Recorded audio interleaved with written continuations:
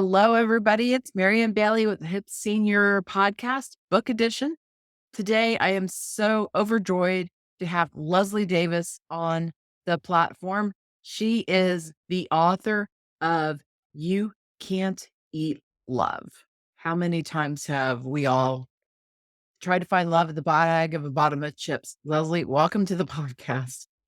Marianne, thank you so much. I'm so excited to be here. I'm excited to talk to you. You've had so much energy. It's amazing. And it's Monday morning, just so y'all know. So I am doing it this week. Why did you tell us about your book? When I first saw this, I was like, this is somebody I have to connect with because I tried to eat my emotions, I think.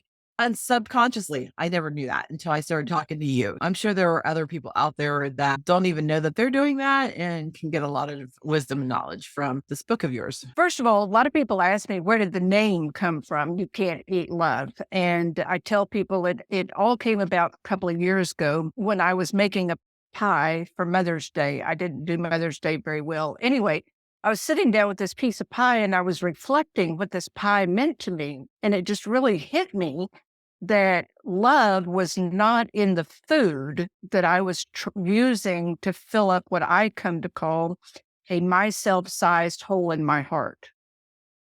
Because I believed that nobody loved me.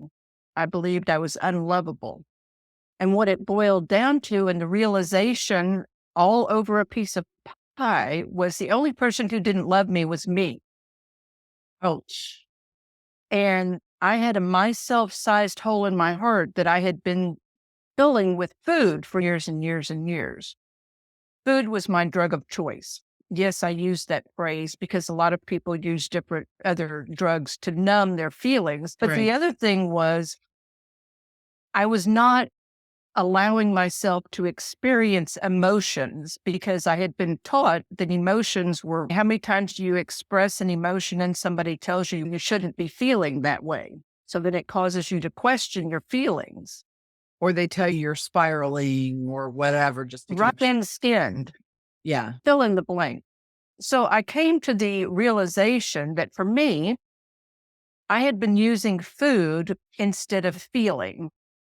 And when I started paying attention to what I was feeling when I was eating, or when I was standing in the pantry looking for something, or standing there with the refrigerator and the freezer door open, I'm sure you've gone on the hunt before where you open and close and nothing there is going to satisfy you. And yet the whole thing is screaming for a giant bag of barbecue potato chips and onion dip.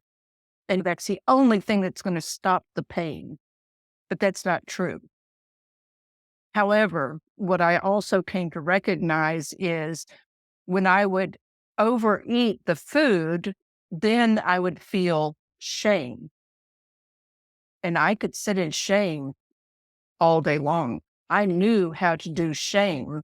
As I say in the book, I could do it with one hand tied behind my back, standing on one leg with my eyes closed. I had been told growing up, you should be ashamed. I was shame. I could experience that one. So it was easier to experience shame than it was to experience sadness or happiness or even just gratitude. Right. So I started realizing that there had to be another me out there. I couldn't possibly be the only person. There had to be another me out there. And as a consequence, the book was born. Nice. And the Hey, first Leslie. three paragraphs of the book are paragraphs that I wrote several years before I actually wrote the book. Nice. Leslie, let me be clear on something though. For people listening to this and considering to read your book, the problem isn't always overeating, right? The Right. problem is I don't eat enough. I don't, it's like I deny myself food because I think, oh, if I eat food, I'm gonna get fatter. So sometimes that's all, it's not even the food you're eating, right? It's the way you're thinking about it. It's It's the the way that you're thinking about it, but as I tell people all the time, the book is not a book about a diet or losing weight. right. It's just The like book is about learning to love yourself as you are, who you are, where you are. I love that so much. All right. So, Leslie, who would be good people to read this book? Anyone who is struggling with loving themselves, anyone who labels themselves as an emotional eater, a stress eater, anyone who is feeling burned out because they're putting everybody else first in their life, anyone who is not happy with where their life is at this moment in time, because all of that really, and I had a hard time admitting this, all of that winds back to loving ourselves and believing that we are worthy of loving ourselves and stopping listening to the noise of the world that says that you must do these things for everybody else. You are valuable. You are important. Anyone who wants to live their very best life, that's who the book is for. Perfect. Okay. All right, Leslie. So we know why you wrote the book. We know who the book is for. I've read the book. I've set it down. I have one thought about this book. What do you hope that one thought is? I hope the one thought is by the time you got to the end of it, that you were on the path to believing that you are enough and understanding that while you are getting yourself to that point, I am believing it for you. Nice.